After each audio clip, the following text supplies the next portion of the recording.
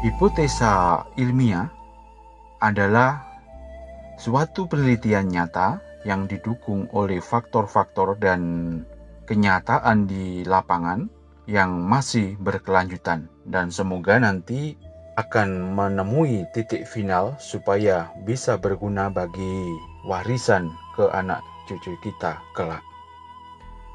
Di sini ada sebuah diskusi yang sudah bertahun-tahun di antara kami, yang akhirnya mempunyai suatu jawaban dari hasil penelitian.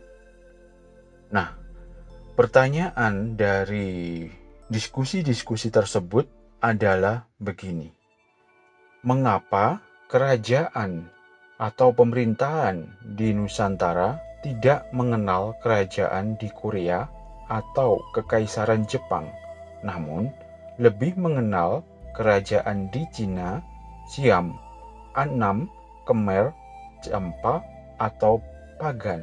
Nah, sebetulnya kalau kita flashback ke belakang, di catatan-catatan di Nusantara memang sangat minim akan kunjungan atau kerjasama bilateral dengan Korea atau Jepang.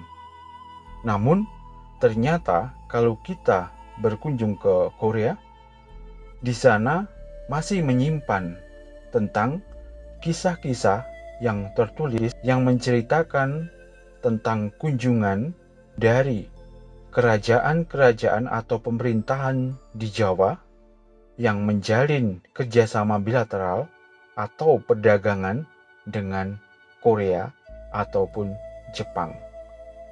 Kalau dilihat dari tahun, ini menguatkan pada masa kerajaan Mataram atau Medang di Jawa.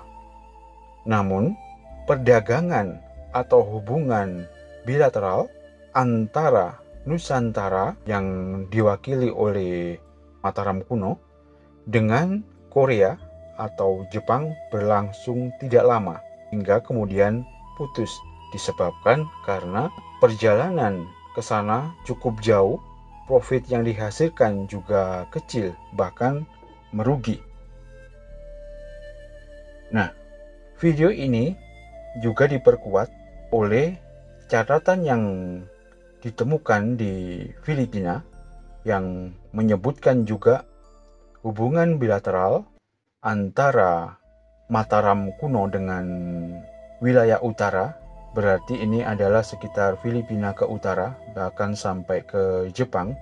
Ini juga terjalin di masa itu, yang meliputi perdagangan bahan-bahan kerajinan seperti rotan dan sejenisnya, kemudian bahan tambang seperti emas dan lainnya, kayu kamper, serta bahan-bahan untuk pewangian, entah itu kemenyan dan sejenisnya. Ini juga tertulis di catatan-catatan yang ditemukan di Filipina yang memakai huruf-huruf Kawi. Jadi ini bisa menjadi bukti bahwa perdagangan atau hubungan bilateral antara Mataram dengan negara-negara tetangga yang ternyata sudah sangat jauh, bahkan bisa mencapai Jepang, waktu itu sudah terjalin. Nah, semoga nanti di penelitian selanjutnya mengupas lebih jauh lagi sampai mana sebetulnya arah dari Mataram kuno ke negara-negara lain.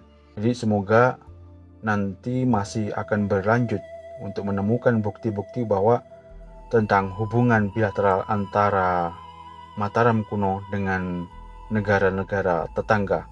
Semoga nanti kita bisa menyambung lagi.